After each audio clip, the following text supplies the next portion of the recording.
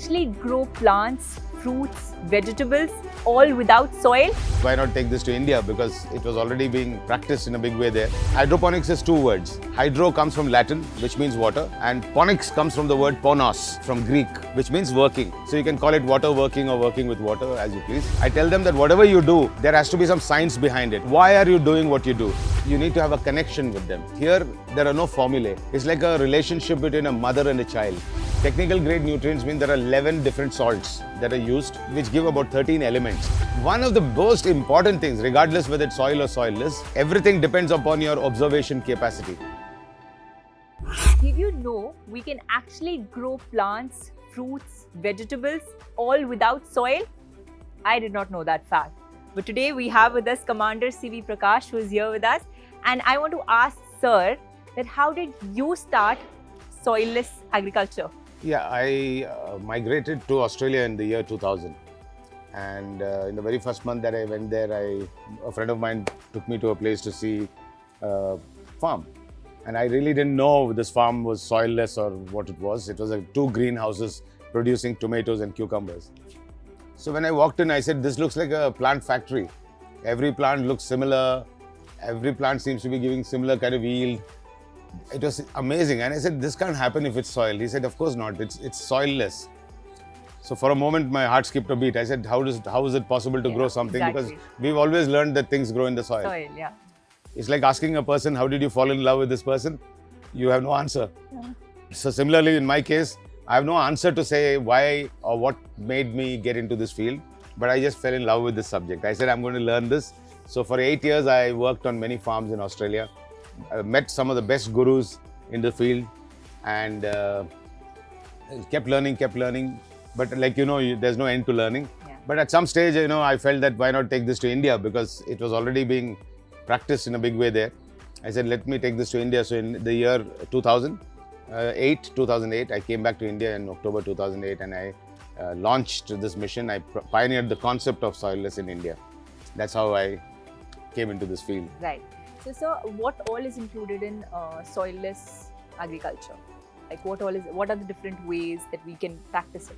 Yeah. So there are various ways of doing this kind of thing, because normally people refer to this whole thing as hydroponics. Okay. Hydroponics is actually a smaller subject of a larger subject called soilless agriculture. Right. So when we say soilless, we use a media because a plant needs to have a media. Well, like here, as you see below, this is coco peat. It could be an ore called vermiculite. It could be perlite. It could be any of those things. Even water is used as a medium. Right. So when you grow plants in just water as a medium with the roots floating in the water, that is real hydroponics. Okay. Because hydroponics is 2 words. Right. Hydro comes from Latin, which means water, Right. and ponics comes from the word ponos, Right. from Greek, which means working. So you can call it water working or working with water, as you please. That is real hydroponic. Right. So we have different systems like what we call the NFT system or the nutrient film technique, where you have these little pipes and the water recirculates all the time. The water flows under the roots along with nutrients that are dissolved in them. So that's one method. Then there are other methods like what we call the deep water culture. It's like a big little tank with the thermocol and plants put into them. Okay. And then you aerate the tank, create more oxygen, and also you add salts to keep the fertilizer in the water solution. Right. Then we have the media culture. Media, when I say media, it's solid media. Okay. It's not water. So what you see here mostly in this garden is media culture, where we use something called coco peat. Okay. And coco peat, as you know, India produces the highest amount of coconuts in the whole world. Yeah. This is a resource that we have. Yeah. So I try to promote this as a resource because it's locally available. Right. This coco peat can also be recycled after use for the same crop up to even 3 or 4 times. Right. But that does not happen abroad, because normally once the crop is over, they actually just get rid of it. Yeah.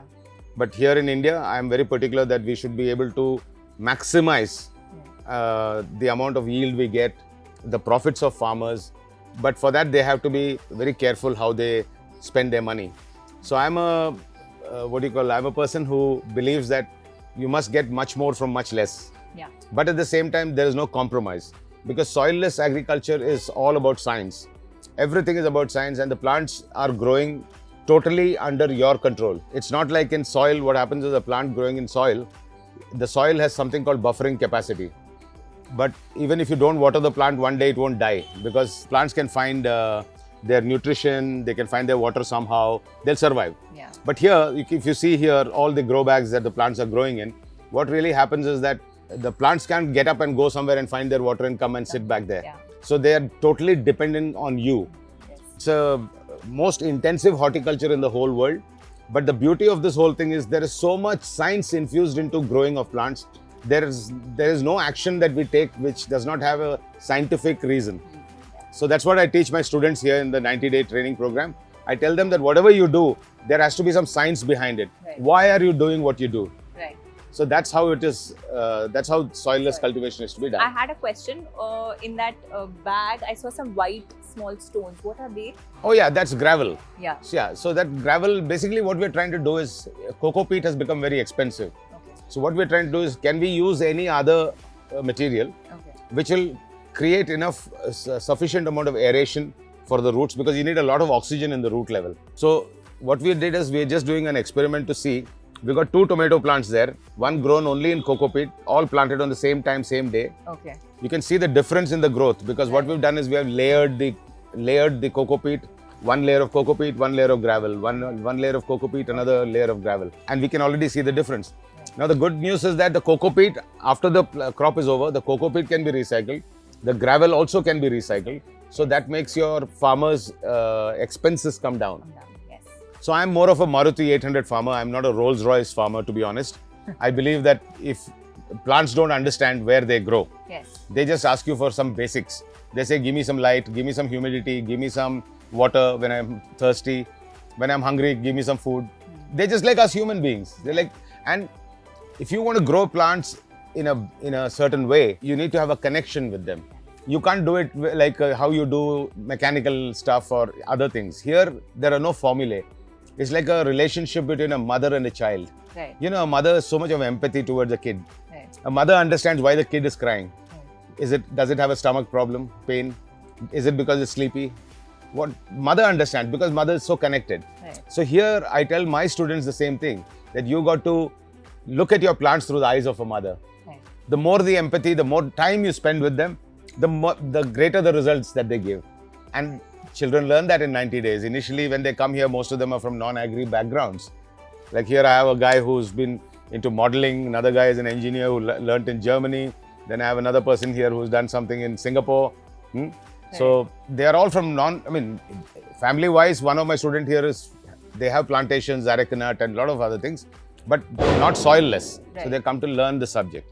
Right. So that's how it is. Right. And so, when it comes to soilless agriculture, how are the nutrients provided to the plants? Yeah, so we have something called technical grade nutrients. Okay. Technical grade nutrients mean there are 11 different salts that are used, which are needed, which give about 13 elements. Okay. So all plants need these 13 solid elements, and then comes other things which are now free. Carbon dioxide, hydrogen Right. and oxygen are free as of now. Right. So could we know a little more about those 13 elements or the minerals? Yeah, that we you basically we are a little different in the sense from soil-based fertilizer, provide? Okay. where they use NP and K, that is nitrogen, phosphorus, potassium, and urea, and those kind of things. Here we also use a lot of micronutrients, Okay. which are missing mainly in the soil growing crops. Right. And those little micronutrients, although they are called trace elements, Right. they play a huge role in different things that happen with the plant. Right. Yeah. Right. So the salts that we use are predominantly potassium sulfate, potassium nitrate, monopotassium phosphate. We use zinc, iron, manganese, copper, boric acid, and ammonium molybdate. So that Okay. makes 11 salts. And now from these 11 salts, you get sulfur, which is the 12th element from potassium sulfate and magnesium sulfate. And you get phosphorus from monopotassium phosphate. Right. So these are the 11 salts that give these 13 elements. Right. And so, as a person who's consuming these plants, I would like to ask you that what is the difference in nutrition levels when it comes to soil-based plants and non-soil grown That's plants? a very good question you've asked, and I'm sure the audience will love this answer. What happens in soil is that when you actually grow plants in soil, you have a rain or you do flood irrigation or you do whatever that kind of irrigation. Although you may have spread the urea and everything evenly in the beginning. If you have a slight slope in the land and if there's some excess water coming in, it pushes away all the excess nutrient. It pushes away all the excess nutrient to one corner. Right. So you'll find greater growth in one place and lesser growth in one place. What happens in our way of growing is every plant is given the same treatment. Right. Not only in, like say for example, we are doing drip irrigation. When we do drip irrigation, we make sure two things. One is the quality of the irrigation. That means the electrical conductivity and pH of the water is same for every plant, regardless which part of the greenhouse it is. Also, in quantity terms, that means in distribution terms, in quantity, every plant must get the same amount of water. Right. And water contains that nutrient. Right. So when you ask me this question, how do we administer the nutrient? We have 100% water soluble nutrient, which are in ionic form. Now, when we say ionic form, what we mean is, okay, let me give you a small example. I give you a chocolate, a Cadbury's chocolate, a brand new one. What would be the procedure to eat it? Open the wrapper. Yes, you would open the wrapper, put that wrapper in the dustbin and then eat the chocolate. The same thing here. What happens with plants also, the nutrition has to be in an ionic form. When I say ionic form, the element has to be either in a negatively charged state or a positively charged state. It cannot be in a stable atomic form. If it's in a stable atomic form, it cannot be taken up by the plant. That means it's not in available form. So our nutrition or our salts that we use are all 100% water soluble completely, and they're also in ionic state. So it's available to us. Yes. Directly. So our way of growing in soilless agriculture or horticulture, if you please, is precision farming. Precision. There is no question of any imbalance at any stage. Yes, there are times when we are watering our plants, we may have given more than what they need in terms of water. Right. Maybe we have given them too much of salt, which is like, you're hungry, you can eat a biryani, but after that you say, oh, my stomach is full. So sometimes the plants also are saying that, but they can't speak.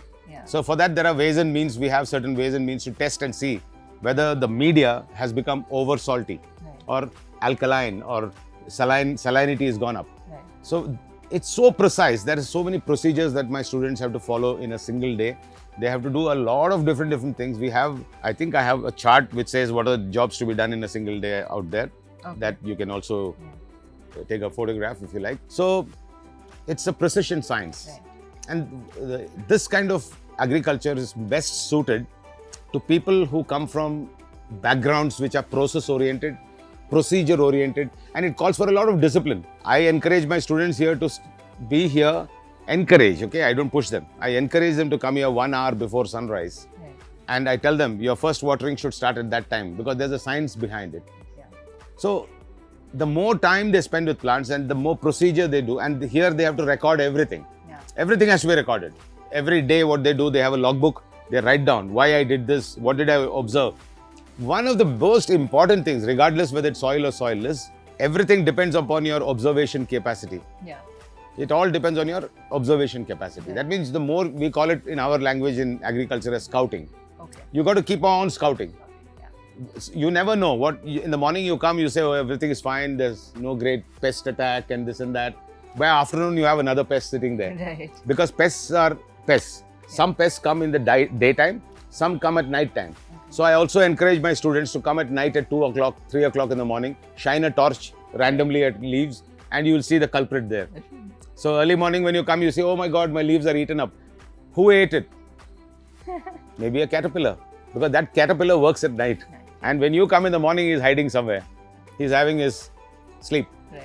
Thank you so much, sir. That was really informative. Thank you. With that, we'll wrap this video. Do like, share and comment. And for more such information, download the Freedom app given in the description below.